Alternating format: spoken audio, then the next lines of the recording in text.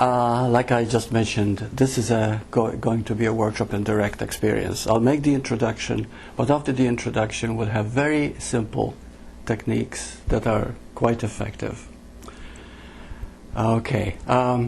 When we talk about direct experience, there is always the feeling that somehow we're going to learn something extraordinary. What is most important is that truth itself, or your real nature itself, is the simplest thing there is. Because wherever you are, there you are. It is you, in other words, and there's nothing separate from you. And it is that word separation that causes all the problems. In fact, it's not extraordinary that what you learn is really the ordinary seen in a new light. To see what is ordinary. Now, what is ordinary? You know, you exist. That's ordinary. But what if you look at that with clarity, with intensity, and you look at that miracle itself? Another one is now. When the power of now came out, a lot of people really took to it, and they had a new way of looking. But what has happened very often, and I get many emails every day, is, Burt, how do I live in the now? And this is so common. See, the point is this, that we can't help separating. How do I live in the now? Separating me and now.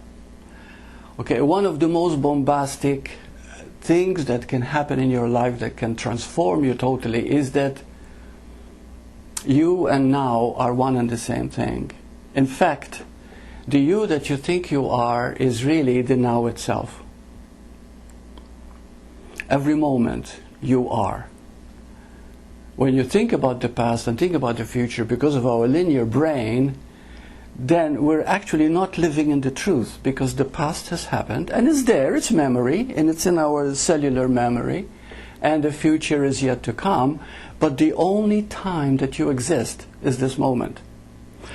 So today we're going to explore this moment as the word 0-point consciousness.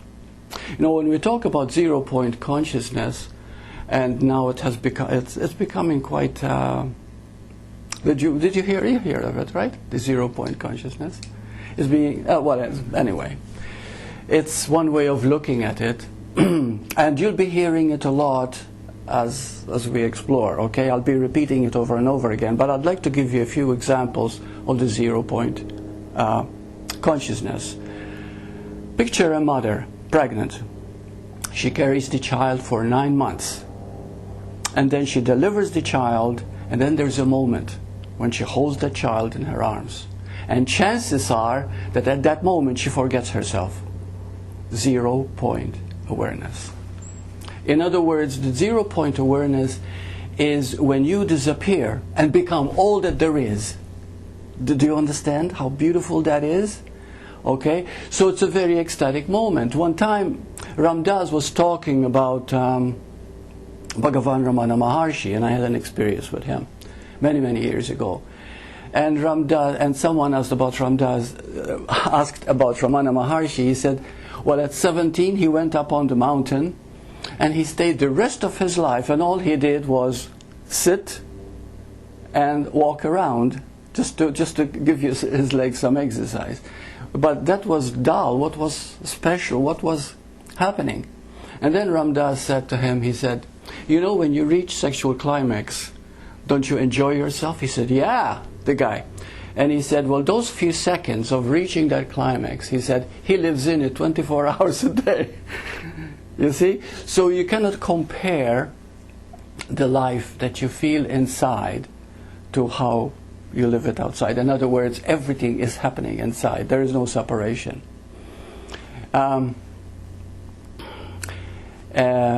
Another interesting thing I read quite recently, Gary Renard had a group, and they wanted to interview some Buddhist monks who lived in a monastery for over 30 years in complete celibate life.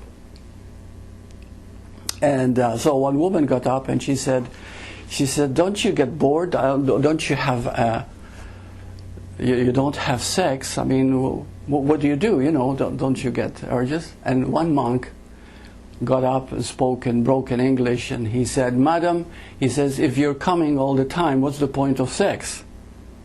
Do you understand?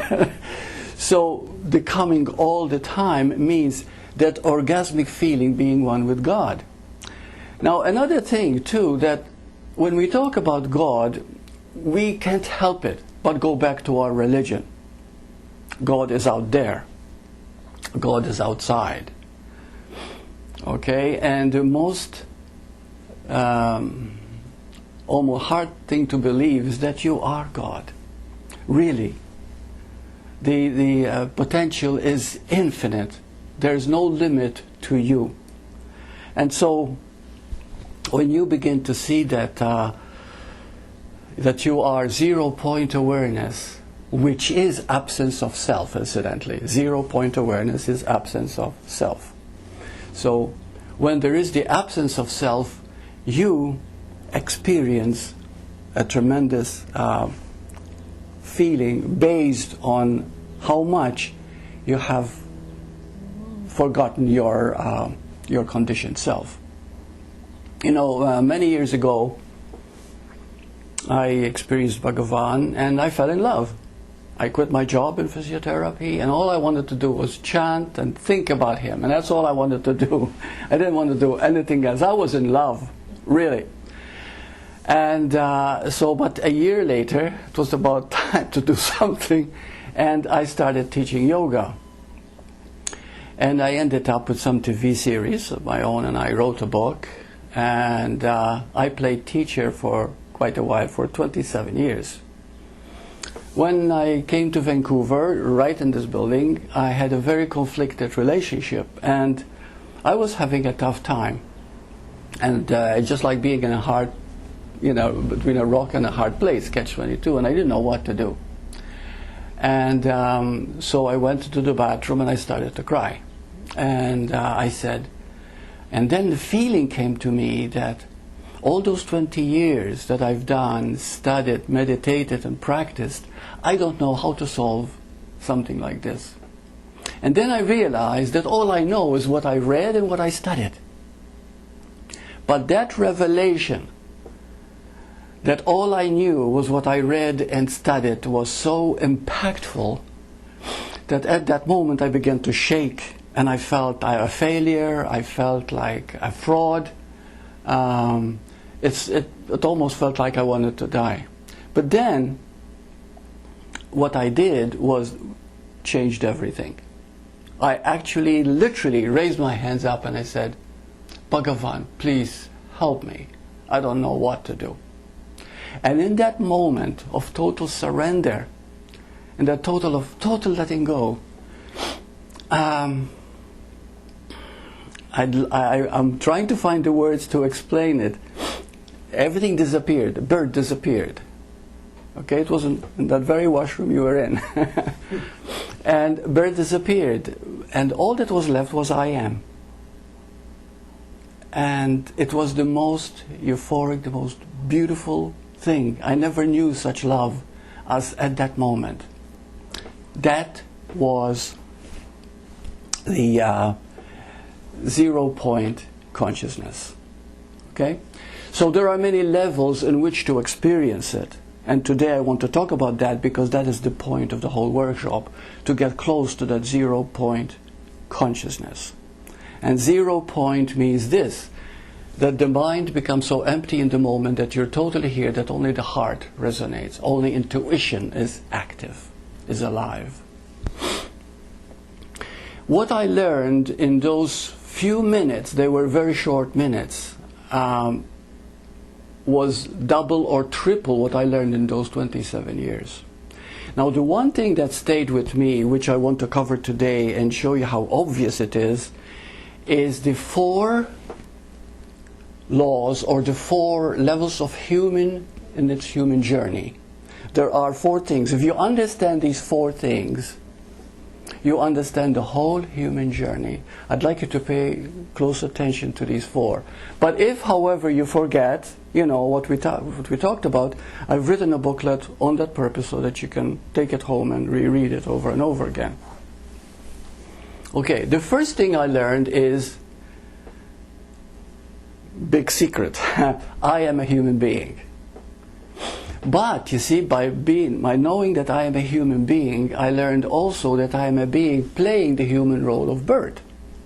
And the two are dualistic. Now, when I talk about duality, you already know what that is. Duality means that everything has to have an opposite in order to exist. Okay? Without an opposite, nothing can exist. You see, if there's only white was evident, then you'd be blind, you couldn't see. If everything was black, you couldn't see. But put black and white together and you see. Okay? An up has to have a down. A right has to have a left. A front has to have a back. Right? These are opposites, but they complement. Human and being, male and female, they are opposites. But they don't oppose. See, when we think of these oppositions, we say, I have to resist. I shouldn't be like this. See? Fear and love, opposite. But did you know that there's no such thing as fear, but a frustration of love? But if during fear you fight, you resist, you run away, and you say to yourself, I don't want it, you have lost the ability to grow in that love. Because love is what you are. When we talk about 0-point consciousness, we're talking about love. Totality, oneness, wholeness. There is no separation. Here we are sitting with different bodies and we all think we are separate. But let me tell you this, and really feel it, how you are the now itself. You were a baby, you had a baby body, and you couldn't talk yet, but you are now. And you knew you were now, because you were aware, right? And then you became a child, 2 or 3 years old. You were still now. Different personality, different looks, different body, but you're still now. And then you became a teenager with different ideas, different beliefs, you know it all. And you're still now. You see, but you're thinking you're something of the conditioning, which you are. I mean, that's part of you. You see, the body is a part of you. You say, my body, you see, but who's the owner? You see, the owner is now. The spirit that you are. And when you begin to think that you are the body, then all the fears inherent in humanity will come to you. Fear of death, fear of illness, fear of old age. Fear of so many things all come from the belief that you are a body. Okay? That doesn't mean that you don't have a body. The body is a wonderful thing because it's a vehicle of expression. But you are far more than that. You are that oneness appearing as that. You see? The greatest mystery is you say, I am. The one next to you says, I am. The other one says, I am. But it's all the same I am when we go back into the 0-point awareness. And that's called love. You see? No separation. Just oneness. So when we talk about that first, we're still talking about number 1, you are a human being. That the human is constantly seeking, wanting, needing, striving. Always, always. And it never gets anywhere unless it finds the being. So it's never completely happy until it finds the being. There's never a complete satisfaction in life until it finds the being. The human is always, always, always seeking. Okay? Within that seeking comes struggling, figuring it out, thinking about it, and all the things that go around it. The being, on the other hand, which most people are not familiar with at all, which is the God in you, which is the 0-point consciousness, is who you really are. It is your very awareness now as you're paying attention, as you're experiencing. This is who you really are. So, this is the being. But the being is perfect. The being never had a beginning. The being does not have an end. The being knows no time and space. The being, to be, is. Now, if I were to give you two words, Course in Miracles says there are two words that are the most powerful words of all. If you understand that, you understand reality. God is. That which isn't real. Only God is. Isn't that beautiful? Is. That word is boggles the mind because the conscious mind cannot deal with it. But yet that which is true is. And there's nothing outside of is, because it is. Okay, so you're a human being, fine. Number two on the human journey. Number two is that the human is always seeking the being. Always, always, always, always. There's never a time when it's not seeking.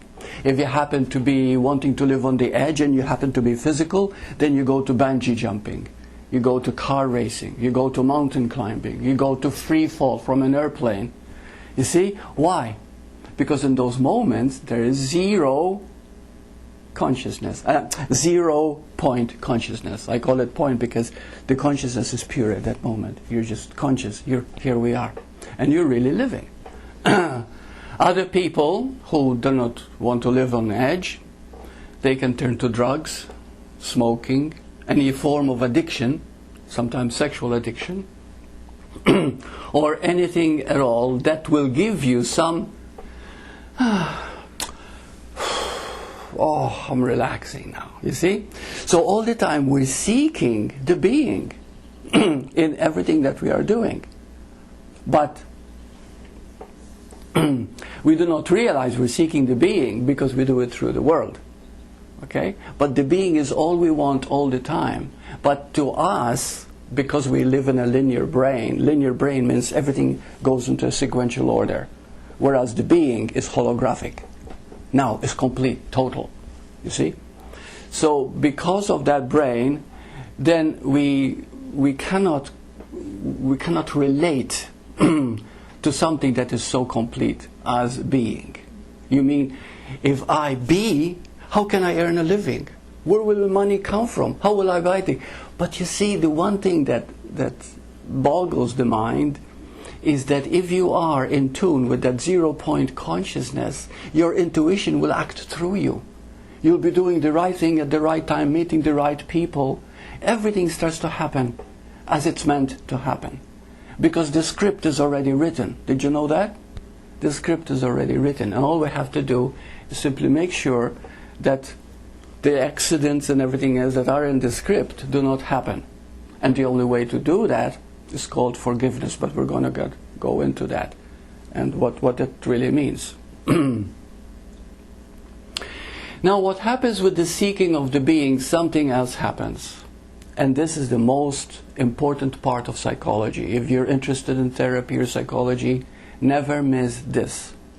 When you seek the being and you think the being is outside of you, okay, because you're always seeking yourself, but you don't know that. You think, oh, it's more this, it's more that. I've achieved this, I'm going to be happy. You see? And it doesn't mean there's anything wrong with achievement. Of course not. There's nothing wrong in anything, actually. There's only love, period. You see? So see, nothing is wrong. You know, I was brought up thinking that sex was dirty, sex was wrong. Because I was brought up a Catholic. Oh, sorry about that if you happen to be one. But it's true. I was brought up to believe that, and it's not. Nothing is ever wrong when you come from the heart, when you come from love. So, but again, you know, why do we enjoy sex? Because of its orgasm. But God is the most orgasmic thing there is. You see? So we do not realize that this is what we want more than anything, but we think of God as somebody up there in the sky. It is you, your very awareness, this now moment itself. And it has no limit. It has no point where you say, I've arrived. It just keeps on expanding, expanding, expanding, and that joy and that energy. Yeah.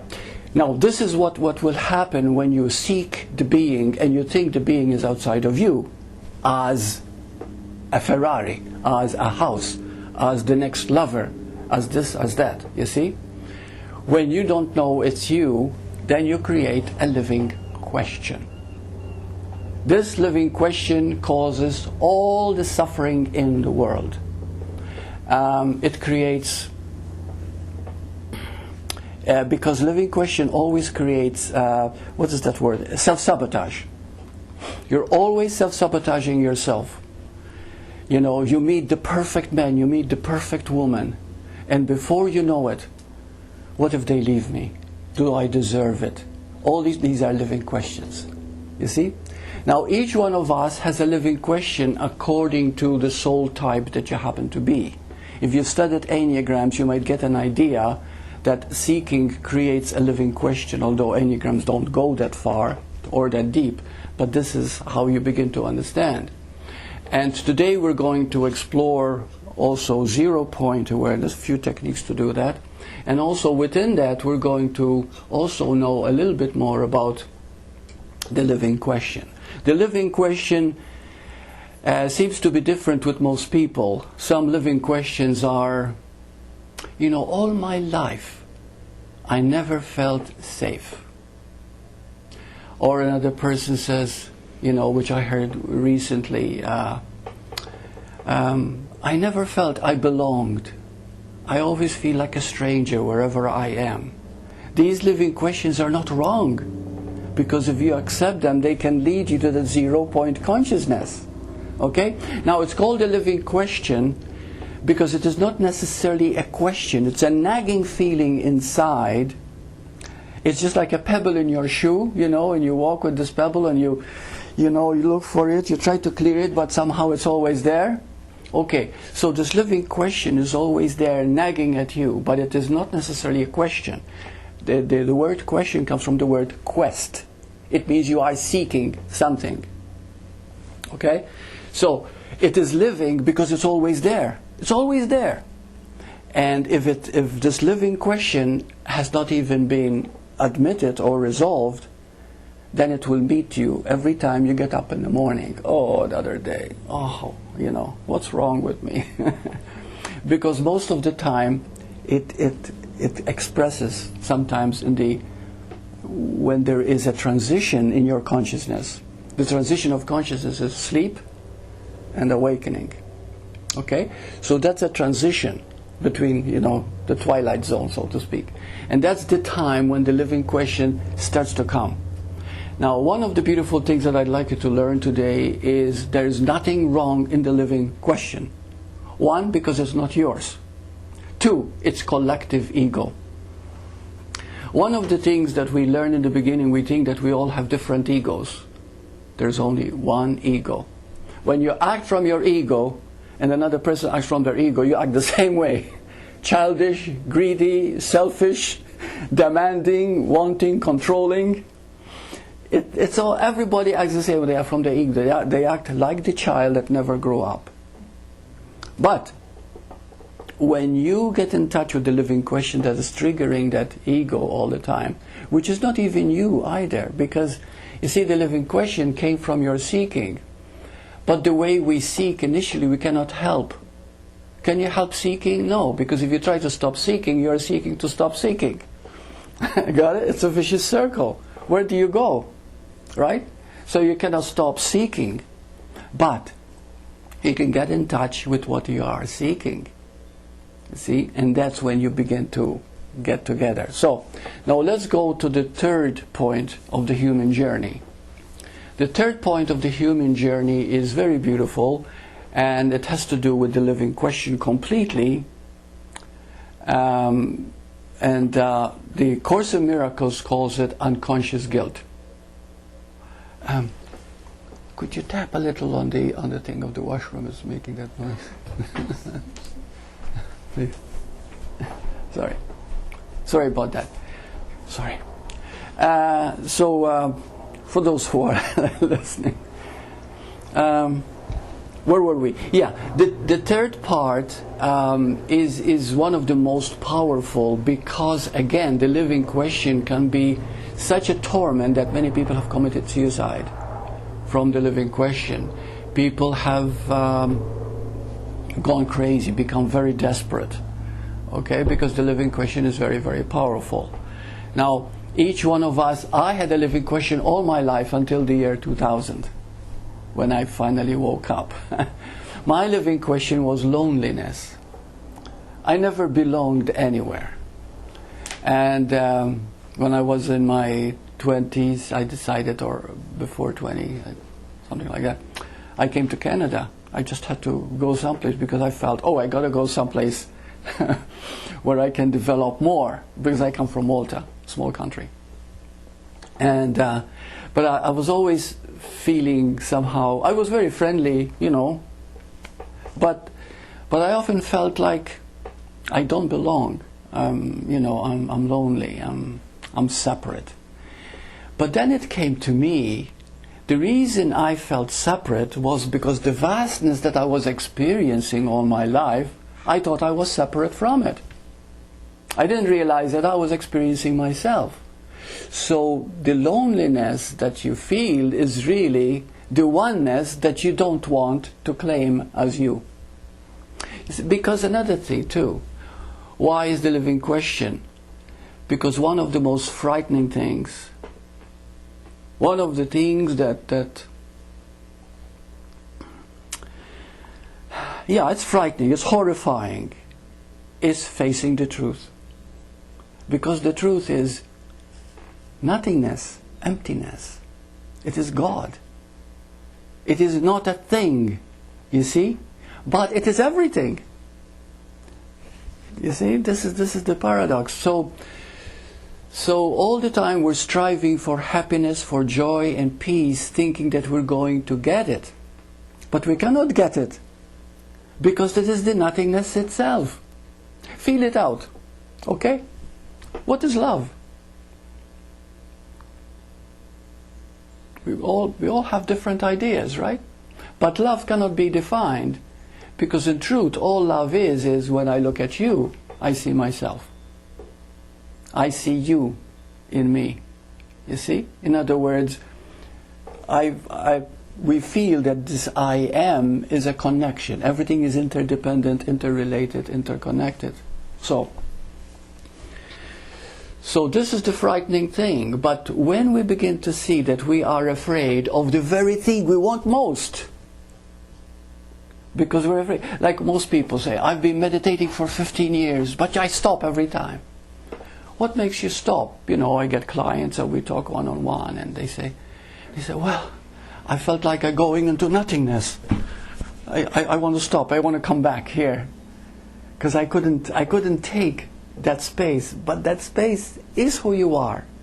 You see, and if you remained there in that place, you would have had a breakthrough called 0-point consciousness. So that's number 3. Number 3 is one of the most powerful of all to understand. Again, if you are familiar with A Course in Miracles, are you familiar with A Course in Miracles? Okay. It calls it unconscious guilt.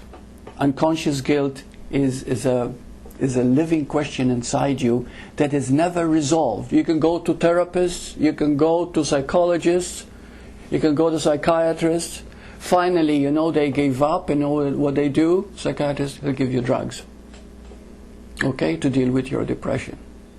But does it really help? Well, while you're having the drug and you feel dead, you know, you not feel as depressed. But the point is, it's not dealing with the problem, because drugs do not deal with the problem. They deal only with the symptoms, which means no cure, really. But when you look at something directly, and I like the word direct, when we look at something directly, then we heal. And the healing becomes very simple, because healing is not difficult at all. Healing means getting back to balance, getting back to alignment. You see? In other words, loving everything. See, when people discover their living question, they say, oh my God, I never realized I've had this problem. It's so deep. So no, be grateful for it if you know it, because you got something to work with towards your 0-point consciousness. Okay? So we have 1, you're a human being. 2, you're seeking, the human is seeking the being. Number 3 is that you create self-sabotage through the living question. And this is created all the time. That's why relationships are very difficult. And they're not going to get any better as we keep on evolving. Because we have to meet what is happening. If we don't meet it, it will meet us with destruction. You see? So this is the growth process. The growth process is facing and moving through by allowing. Okay? So that's number 3. Number 4 is the most beautiful part. Human and being become one. Total integration of human and being. How do you integrate both? Through forgiveness. Now when we talk about forgiveness, you see, and the word forgiveness has been used in different ways, like this Sedona method. I don't know whether some of you are aware of it. They call it release. In yoga, they call it surrender. In many systems, they call it loving yourself, embracing yourself, or total acceptance. But it all means the same thing. But the word forgiveness is the most explicit and direct. Forgiveness, giving forth into space. So forgiveness, and I'm going to quote the Course in Miracles, which I respect and love deeply. Because it was channeled by Jesus, the Course in Miracles. Are you aware of that? Okay, doesn't matter. So the word forgiveness means that there is nothing to forgive. That's forgiveness. You might say, well, then why do I have to forgive? You don't. You see, forgiveness happens when you see there's nothing to forgive. Because if somebody is angry at you at the moment, what happens? You get offended, you go back, or you get angry at them. But the point, if they're angry at you and you react, it means that anger that they're showing you is your projection. Are you with me? Nothing happens by chance. I get so many people, and they if I talk to the woman, she talks against her husband. He's terrible, and he's being this, and he's being that. You see, and of course I have to be very kind and discover a little bit more. But the truth is that nothing happens by chance. You have that husband, that person, that woman. It is because that's what you need to learn now. This is your lesson. And if you don't, and if you blame, you don't learn it, period. So you have to repeat it again and again and again. You see? But if you meet it, how do you meet it? How do you forgive? By realizing that whatever is happening outside of you is your own projection. You are projecting it. It is all in you. You see, everything that you're feeling, you are feeling. One time a woman saw a man beating his dog, beating him actually, and she was so upset. And we were having a one-on-one session, and she kept telling me how upset she was. She was supposed to, and she couldn't forget it, and tears coming down her eyes. And then I said, okay, let's discuss this, because whatever you're feeling is inside you. She says, oh, it can never be inside me. I will never beat a dog. I said, no, the reaction to the dog being beaten. That reaction means that somehow or other you felt beaten in your life. And it reminded you, when you saw somebody beaten, it reminded you how you were beaten. You see? Now, beating doesn't have to be a physical beating. It could be a beating through verbal abuse. It could be through somebody undermining you. Okay, or in other words, not validating you. Okay, so this is what forgiveness means. Forgiveness is constant. Excuse me. If I walking down the street and all of a sudden I judge somebody, maybe I don't like their looks, or maybe the way they've acted. The moment I am judging them, I've taken on part of that in myself. Did you know that? It is that subtle. The moment I judge it as bad or wrong, I've taken... Why? Because of our oneness. What you see, what you perceive becomes your perception, your livingness, in other words. You see? So you begin to live that which you experience, seemingly outside of you. One of the things that I realized in the year 2002 is that there is really no outside. There is no outside. You know, I am. Everything is happening within my consciousness, within my awareness. So, forgiveness is simply remembering that and letting it go. Okay. So now I've covered the basics, and we're going to do some techniques, which are very, very simple, but at the same time, and I would love you to be open and share it as much as you can, because when you do it in a group situation, it becomes even more effective, more powerful. So, okay, so I'm going to end this introduction, and we'll start with our first technique. Okay. In the meantime, before I end this introduction, is there anything not clear about what I just said? Any questions? So, when you see pain outside yourself, is because you have the same pain? Because you have inner pain, yes, there's a fear of that pain. For example, you know, what's compassion? I'll do that. Very good question. Okay, one woman said to me, she said, "Burt, I feel so bad." And I said, "What made you feel bad?" She said, "Because I was talking to a person in the wheelchair, and it made me feel bad." And she said, "But I shouldn't be thinking like this. Because, well, you know, maybe he had an accident, he cannot walk anymore, he's in a wheelchair." I said, "But you see, the reason you feel bad is because that person's limitation reminded you of yours." You see what I mean?